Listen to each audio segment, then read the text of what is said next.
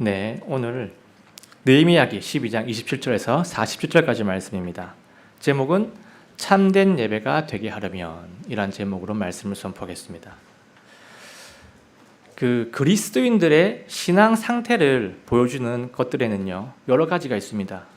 예를 들면 아까 우리가 본 신앙 간증, 고백들도 있고요.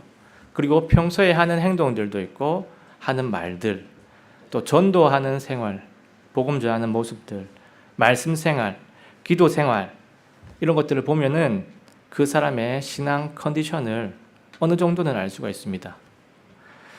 그런데 그 사람의 신앙 중심은요, 그 중심은 바로 예배에서 나타납니다.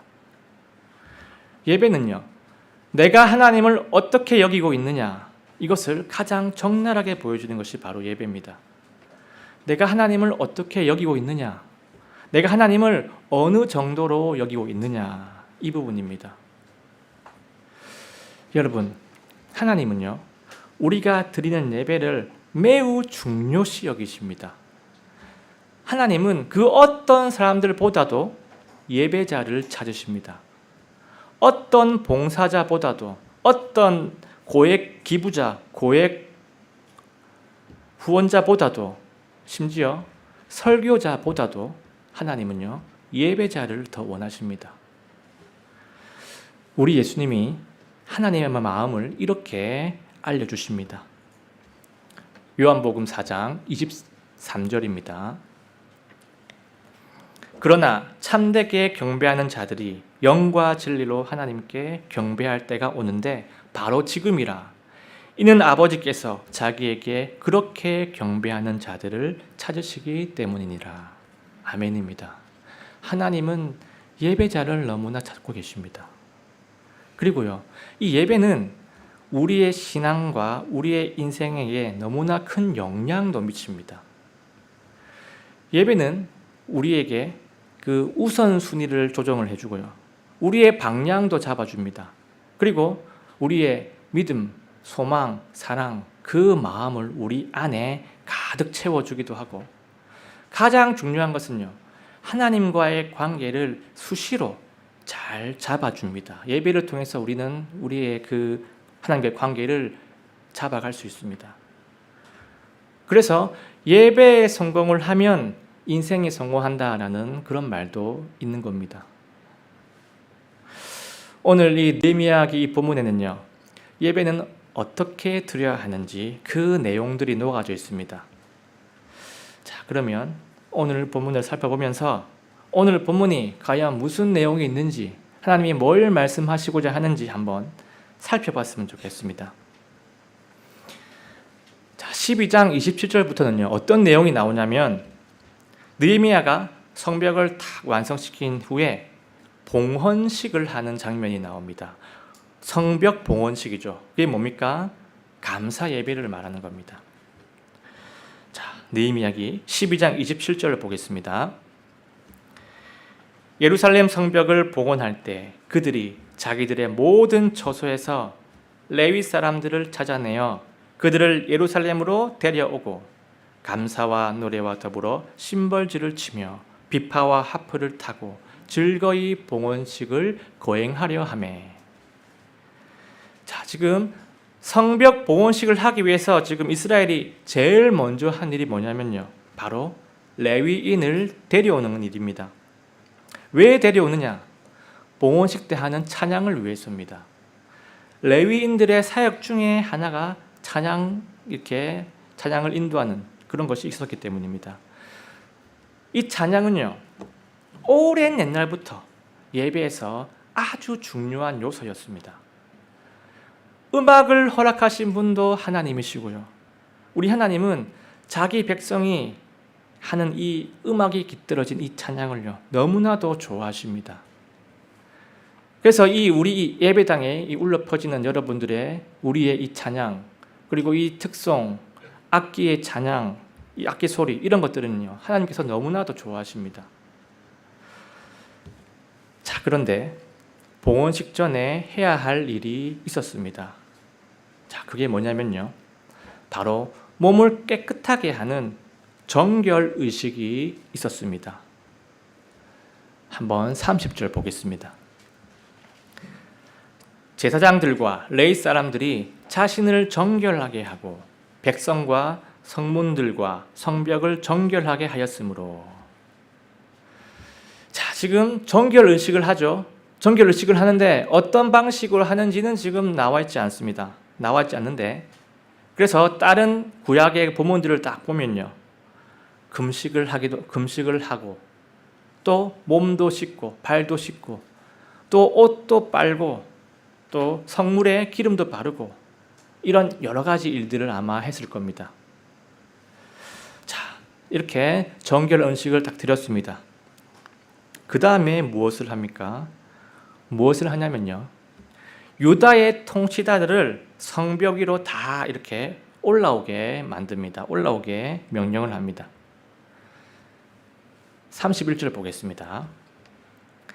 그때 내가 유다의 통치자들을 성벽 위로 데리고 올라가고 감사를 드리는 자들의 큰 무리를 2개를 지정하매 이 2무리 가운데 한 무리가 성벽 위에서 오른쪽으로 거름문을 향해 갔더라. 자, 지금 여러분, 예루살렘의 성벽 아시죠? 우리가 느헤미야기 앞쪽부터 봤죠. 예루살렘의 성벽은 원래 어떤 상태였습니까? 원래는요, 대적들이 딱 보면서 엄청 비웃었던 성벽이었습니다. 어떤 말을 했냐면요, 이 성벽 위에 여우 한 마리만 올라가도 다 무너지겠네 하면서 엄청 조롱했던 그런 성벽이었습니다. 그런데 지금은 어떻습니까? 지금 통치자들이 다 올라가도 끄떡이 없는 그런 성벽이 되어 있습니다. 이 얼마나 황골탈퇴한 상황입니까? 그러니까 정말 진정한 감사가 나올 수밖에 없는 그런 상황입니다. 그래서 지금 본문 보시면요, 감사를 드리는 자가 나오죠. 감사를 드리는 자. 이게 누구냐면 찬양대를 의미합니다. 찬양대. 지금 찬양대가 성벽 딱 올라가가지고 두 무리가 한쪽은 오른쪽으로 한쪽은 왼쪽으로 행진을 하고 있습니다. 자, 그리고 36절을 보시면요, 오른쪽에 있는 무리는 에스라가 딱 리더를 하고요, 또 그 오른쪽 무리에 유다 통치자들 절반하고 제사장들하고 레위인들하고 레위 차장대가 이 오른쪽 무리에 속해 있다라고 말씀하고 있습니다. 그리고 이 오른쪽 무리는요, 성벽을 중심으로 쫙 오른쪽으로 성벽에서 샘문으로 가고, 샘문에서 다윗의 도시, 다윗의 궁궐로 가고, 궁궐에서 계단을 내려가고, 그 다음 물문으로 가고, 물문이 뭡니까? 물문은 수문이에요. 수문, 워터게이트. 수문까지 쭉 갔다라고 37절에 나와 있습니다. 그리고 왼쪽 무리는요, 반대편으로 쭉 행렬을 해나갔습니다.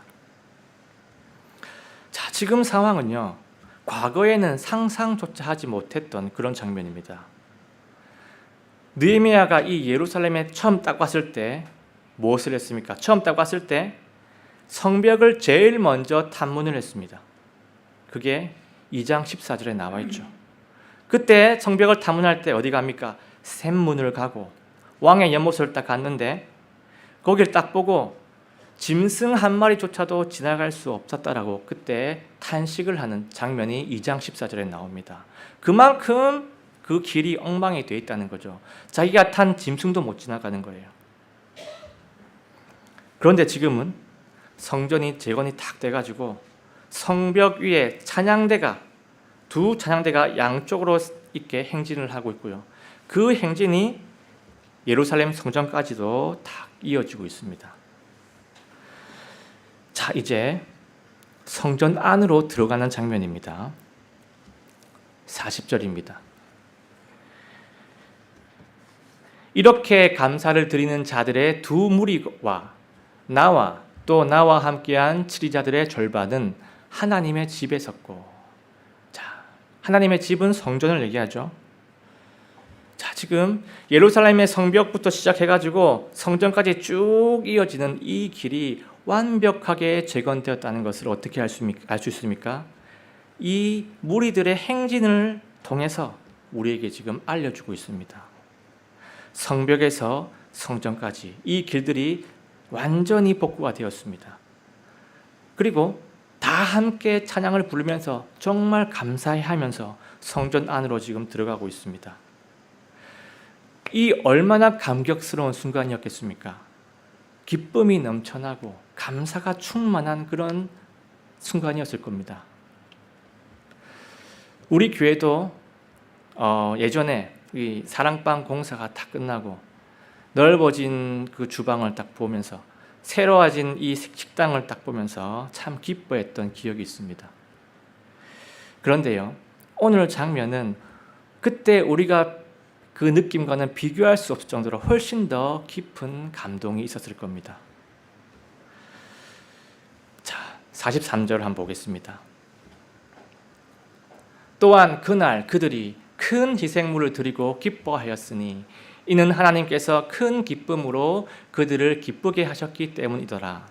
아내들과 아이들도 기뻐하였으므로 예루살렘이 기뻐하는 소리가 멀리서도 들렸더라. 자, 지금 이스라엘 전체는 하나님의 성전 안에 딱 들어와 가지고 희생 헌물도 딱 드리고 다 기뻐하고 있습니다. 아내들도 기뻐하고 있고 아이들도 기뻐하고 있습니다. 그리고 얼마나 기뻤으면요, 기쁨의 소리가 멀리서도 들렸다라고 그 기록이 굳이 다 포함이 되어 있습니다. 지금 기쁨이 폭발하고 있다는 그런 얘기를 하고 있는 겁니다. 자, 그런데 이게 끝이 아닙니다. 성전을 관리하는 부분, 헌금을 관리하는 부분, 이 관련 율법들까지도 그대로 다 실천에 옮깁니다. 율법을 다 순종합니다. 한번 보겠습니다. 44절입니다. 그때 내가 몇 사람을 임명하여, 지금 느헤미야가 사람을 임명해요. 왜 하냐면요, 제물과 헌물과 첫 열매와 11조를 둘 방들을 관리하게 하고, 지금 헌금 보관 방을 그 관리하는 걸 지금 다 명령합니다. 율법대로. 제사장들과 레위 사람들을 위해 율법이 정해준 몫을 도시들의 밭에서 가두어 그 방들에 두게 하였으니, 이건 뭡니까? 사역자들한테 줄 11조, 그 11조도 그 방에 다 관리를 하게 만듭니다. 이는 섬기는 제사장들과 레위 사람들로 인해 유다가 기뻐하였기 때문이더라. 자, 지금 느헤미야는요, 헌금을 잘 관리할 수 있도록 몇 사람을 지정을 딱 하고, 그리고 제사장들과 레위인들에게 주어야 할 11조 몫을 잘 관리할 수 있도록 말씀대로, 율법대로 조치를 합니다. 자, 이러한 것들 때문에 성전 사역자들은요, 이 경제적인 부담감 탁 내려놓고 사역에 오로지 전념할 수 있도록 변화가 되었습니다. 그리고 오늘 이 마지막 구절에 어떤 내용이 나오냐면요, 율법에 따라서 찬양대와 성전 문지기한테까지도 경제적인 지원이 이루어집니다. 자, 지금 모든 사역자들이 사역에 온전히 헌신할 수 있는 순종의 삶이 지금 딱 세워졌습니다. 지금 영적인 부분하고 육적인 부분, 이 모든 부분이 잘 세워지고 있습니다. 예루살렘 성전이 재건된 지 약 70년이 지금 된 이 시점입니다. 70년 만에 드디어 이스라엘의 모든 것이 제자리로 돌아오고 있습니다. 이 성벽 봉헌식을 계기로 해가지고 이스라엘의 신앙적인 부분이 싹 정리가 되고 있어요. 그리고 가장 중요한 예배의 세움이 지금 이루어지고 있습니다. 오늘 본문의 이야기는요, 딱 여기까지예요.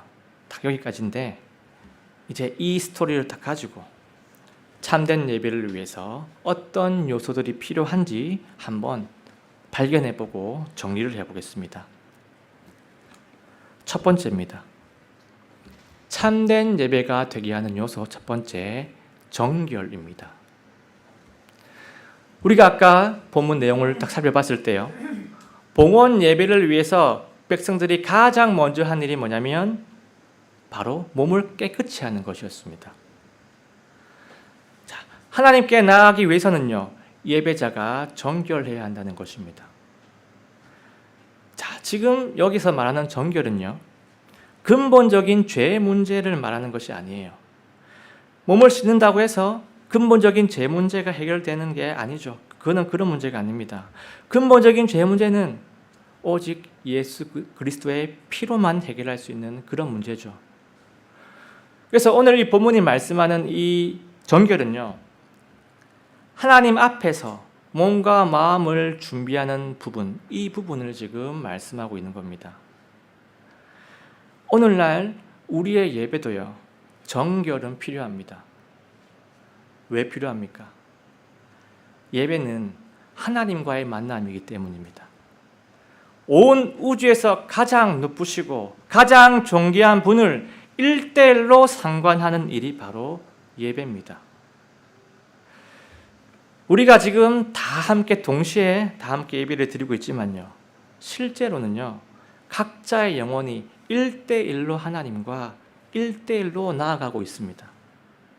1대1의 만남이 지금 동시다발적으로 이루어지는 것이 바로 이 예배입니다. 여러분, 혹시 지금까지 살면서 만나는 사람들 중에서 사회적으로 볼 때 가장 높은 사람이 누구였습니까? 사람마다 다 경험이 다르기 때문에 기억이 다를 겁니다. 근데 내가 만났던 사람 중에 가장 사회적으로 높은 사람 만날 때 그 장면, 그때 감정을 한번 떠올려 봤으면 좋겠습니다. 저도 잘 한번 떠올려 보니까요, 13년 전에 제가 양산 시장님을 만난 적이 있습니다. 그때 나동현 시장님이었습니다. 지금도 나동현 시장님입니다. 근데 13년 전에 제가 사회복지기관에서 일을 하고 있을 때 제가 이제 양산 지역이 담당 구역이었습니다. 제가 창원에서 경남에 있는 지역을 관리를 했는데 양산 지역이 제 담당 구역이어가지고 양산 사랑 아이 사랑이라는 그 프로젝트, 양산 아이 돕는 프로젝트를 한 적이 있습니다.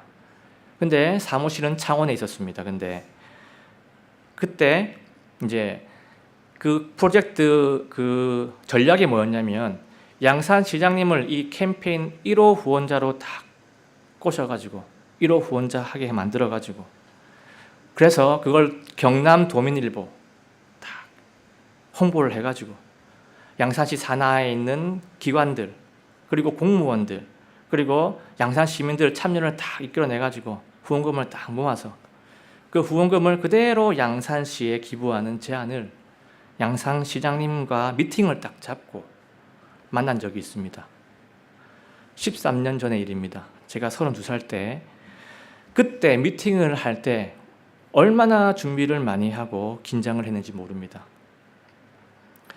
경남 도민일보 알고 있는 기자님 창원에 있는데 꼬셔가지고 같이 양산에 가자고 겨우겨우 꼬셔가지고 그 미팅 자리에 격을 맞추고, 그리고 오늘 양산시장님하고 인터뷰를 하고 나면 바로 그 다음날 내일 양산도민일보 1면에 대문짝만하게 인터뷰 내용이 날 거라고 신문사하고 협의를 해가지고 양산시장님한테 그것까지 다 얘기해주고 그 격을 맞추고 멘트도 준비하고 옷도 결혼식 때 입었던 가장 좋았던 그 정장을 입고서 얼마나 그때 긴장하고 준비를 많이 했는지 모릅니다.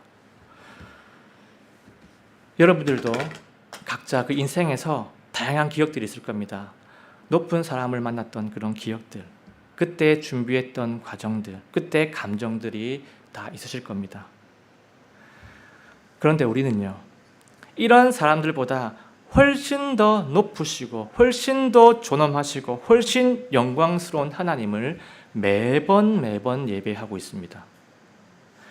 예배 앞에서 우리가 어떤 마음가짐으로 어떤 준비로 나아가는 것이 합당한 것인지 우리가 늘 이것을 생각해 볼 필요가 있습니다.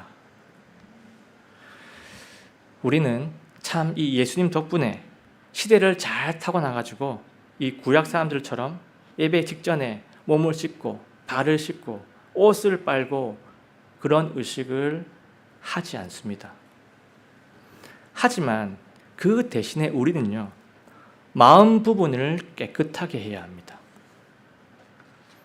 내가 지난 한 주 동안 잘 살아왔는가? 어떻게 살았는가? 뭔가 영적으로 해결되지 않는 부분이 있지는 않은가? 혹시 회개하지 않은 죄가 있지는 않은지, 이런 것들을 매번 예배 전에 돌아보기를 원합니다. 오늘 이 본문에 나왔던 백성들이 몸을 씻고 그리고 옷을 빨고 하는 이 행위는요, 신약교회 성도들한테는 회개하는 부분과 상응하는 그런 부분입니다. 예배 앞에서요, 회개라는 것은 우리가 하나님께 나아가기 전에 할 수 있는 가장 중요하고 가장 귀하고 가장 성의 있는 준비가 바로 회개입니다. 하나님 입장에서 가장 귀하게 보시는 예배의 준비 과정이 바로 회개 부분입니다. 왜인지 아십니까? 왜 그 회개가 예배 준비 과정에서 가장 중요한지 아십니까? 하나님은 우리의 중심을 보시기 때문입니다. 하나님한테는 우리의 중심이 가장 중요한 부분이에요. 그래서 우리가 진정한 회개를 통해서 깨끗함 받은 마음을 가지고 우리가 주님 앞에 항상 나아가기를 원합니다. 자, 이제 참된 예배가 되게 하는 두 번째 부분을 보겠습니다. 감사입니다. 기쁨으로 감사. 오늘 본문을 보시면요, 감사라는 단어가 몇 개 나오냐면 5개 나옵니다. 네. 그러니까 이스라엘 백성들이 지금 하나님에 대한 감사가 지금 넘쳐나고 있다는 거예요. 가득 차 있습니다. 감사의 마음이 전혀 안 드는데 율법에서 감사하라고 하니까 모양만 감사를 하는 그런 상황이 지금 아닙니다. 지금 이스라엘 백성들은요, 바벨론 포로에서 벗어난 것도 감사하고 70년 전에 예루살렘 성전이 다시 지어진 것도 감사하고 본인들이 엄청 신경을 썼던 성벽이 재건된 것도 감사하고 뭔가 하나님의 백성으로서 갖춰야 될 부분들이 하나씩 하나씩 회복되어지고 있는 이 상황이 너무나도 감사한 겁니다. 나는 감사를 잘 하는가? 감사의 마음이 내 마음속에 늘 깔려 있는가? 그래서 그 깔려 있는 감사한 마음이 예배 중에서 폭발하고 있는가? 우리가 이 부분을 늘 생각해 보기를 원합니다. 회개는요, 예배를 위한 준비 과정이죠. 준비 과정이 회개고요. 감사는요, 예배 자체의 바탕입니다. 예배는 감사를 바탕으로 해가지고 이루어지는 겁니다. 예배는요, 은혜로운 하나님께 그 은혜에 대한 감사로 나가는 게 예배지요. 감사가 없으면 예배가 없는 겁니다. 감사가 없으면 예배가 아닌 거고 그냥 어떤 한 행사가 돼버립니다. 제 개인적으로 어떤 단어를 딱 들었을 때 항상 마음이 수긍이 되고 딱 끄덕여지는 그런 단어가 있습니다. 그게 뭐냐면 만가지 은혜라는 표현이에요. 만가지 은혜. 이 표현을 잘 쓰시는 우리 교회 성도님들이 계십니다. 만가지 은혜. 저는 이 소리를 옆에 들었을 때 절로 마음이 이렇게 끄덕여집니다. 내가 지금 눈을 멀뚱멀뚱 떠가지고 뭔가 잡생각을 하고 있는 이 상황 자체도 지금 내 몸 안에서 만가지 은혜가 작동을 하고 있기 때문에 내가 지금 잡생각이라도 할 수 있는 거구나. 우리가 살아있는 자체는 기본 전제가 만가지 은혜 작동 중이라는 겁니다. 우리가 잘 때 눈을 감지요. 그리고 우리가 깨어나면 눈을 뜹니다. 저는 이게 눈을 감고 눈을 뜨는 것이 별것이 아니라고 생각했는데 얼마 전에 제 아는 분이 대상포진에 걸려가지고 안면에 마비가 왔다고 합니다. 그래가지고 잘 때 눈이 안 감아져가지고 테이프 같은 것을 붙여가지고 잠을 잔다고 합니다. 그래야 아침에 눈이 안 아프다고 그런 고백을 한 걸 들었습니다. 이 눈도 만 가지 은혜가 임하고 있기 때문에 감아지는 것이고 떠지는 것이라는 것을 저는 그 얘기를 듣고 새삼 깨닫게 됐습니다. 우리가 몸의 어떤 부분이 아프고 병이 들면요, 너무나도 힘이 듭니다. 저도 최근까지 이 오른쪽 턱이 아파가지고 많이 고생을 했습니다. 그런데 의학적으로 보면요, 이 내 몸을 이루는 기관들 중에 내 오른턱 하나 빼고 나머지 기관들이 정상적으로 작동이 되고 아프지 않는 건요, 기적과도 같은 일입니다. 왜 기적이냐면요, 지금 나의 이 수천 개의 기관들이 정상적으로 작동하고 있는 것에 내가 애를 쓰고 있는 부분이 아무것도 없어요. 내가 거기에 기여하고 있는 부분이 아무것도 없습니다. 지금 내가 내 결심으로 뇌에서 신호를 내가 결심으로 발사를 해가지고 수천 개의 기관들이 지금 작동하고 있는 것이 아닙니다. 그냥 저절로 뇌는 알아서 명령을 내려가지고 수천 개의 기관들이 작동을 하고 있는 겁니다. 내 의지를 넘어서는 영역입니다. 1초 1초가 기적이고요, 1초 1초가 만 가지 은혜입니다. 이건 당연한 것이 아니고요, 창조주 하나님이 주시는 명백한 은혜입니다. 나를 만드시고 죄 때문에 망가진 나를 구원해 주신 창조주 하나님, 구원자 하나님을 우리가 늘 감사하기를 원합니다. 그리고 이 창조주 하나님을 반드시 예배하기를 원합니다. 예배 자체가 내 삶에서 1순위가 되기를 원합니다. 그리고 내가 할 수 있는 최대한의 감사함으로 나의 하나님 아버지를 예배하기를 원합니다.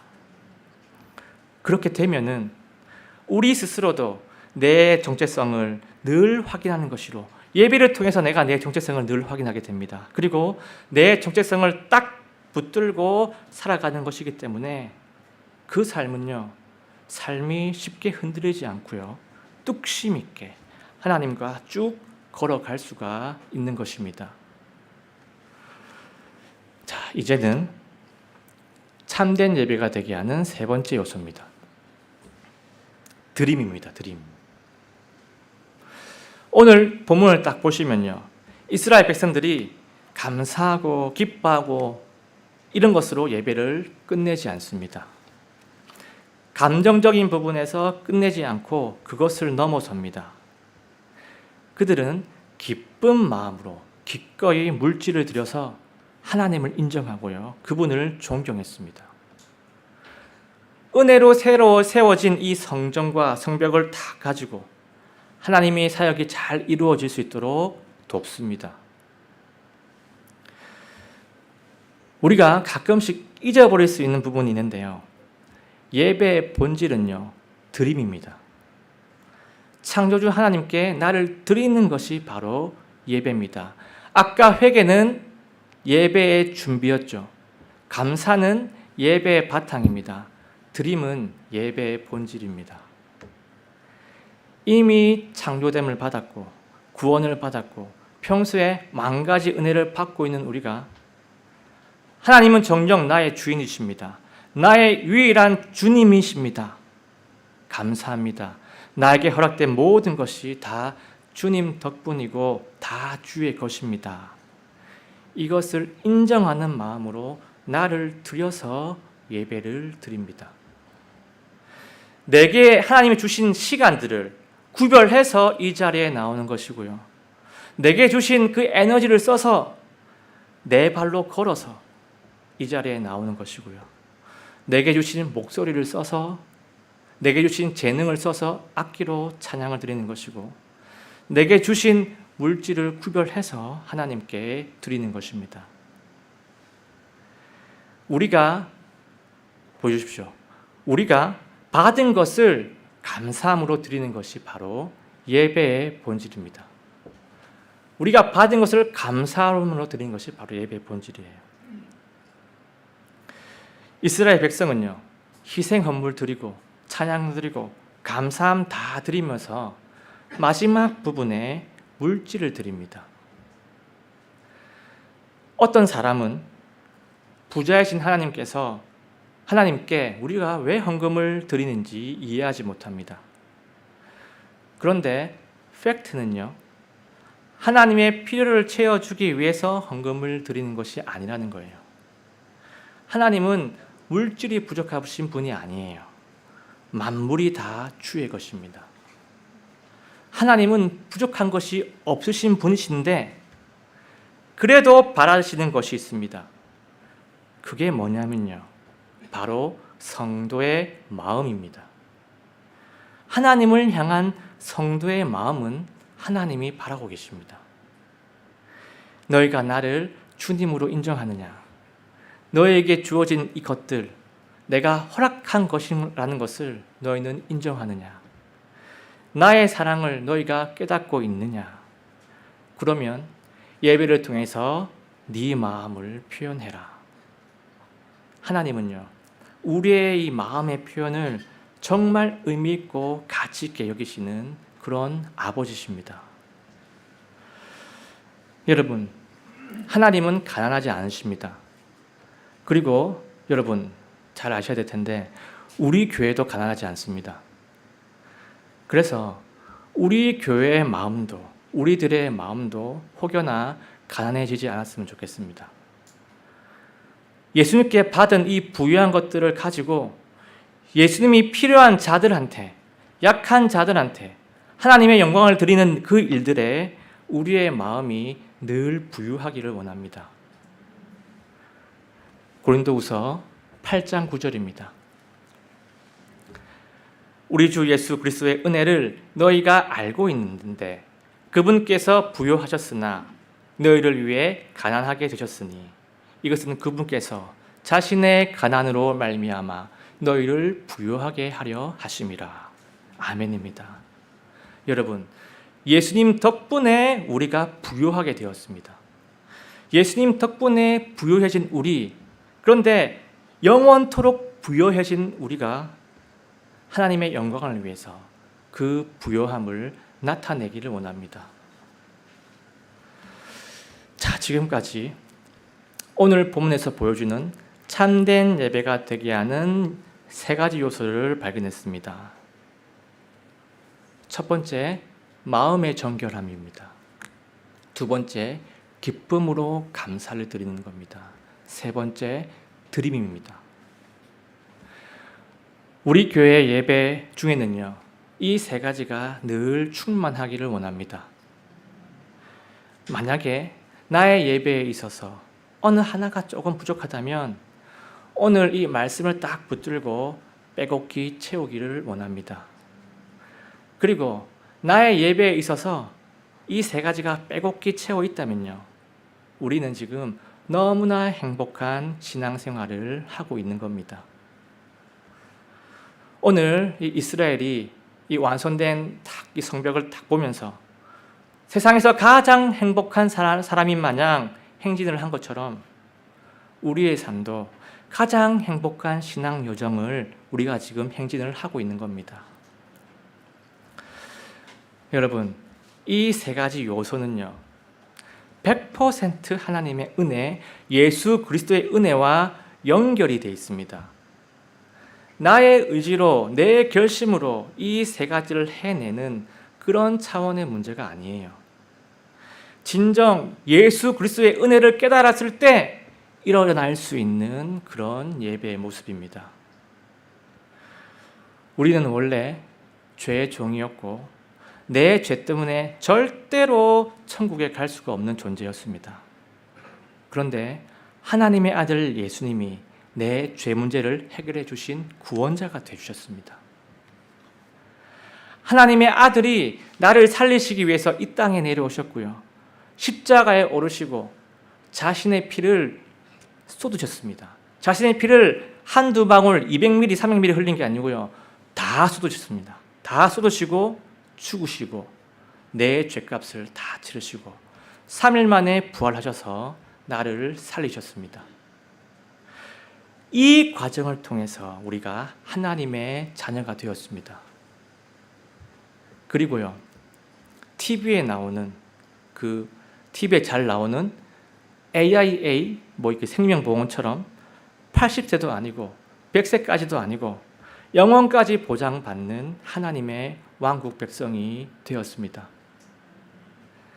내가 원래 어떤 존재였는지 잊어버리지 말고 예수님이 누구신지, 이 예수님이 이런 나를 위해서 어떤 일을 하셨는지, 그래서 내가 지금 어떤 존재가 되었는지를 늘 기억하셔서 오늘 이스라엘의 백성처럼 하나님 앞에서 참 예배자로 살아가시기를 예수님의 이름으로 간절하게 소원합니다.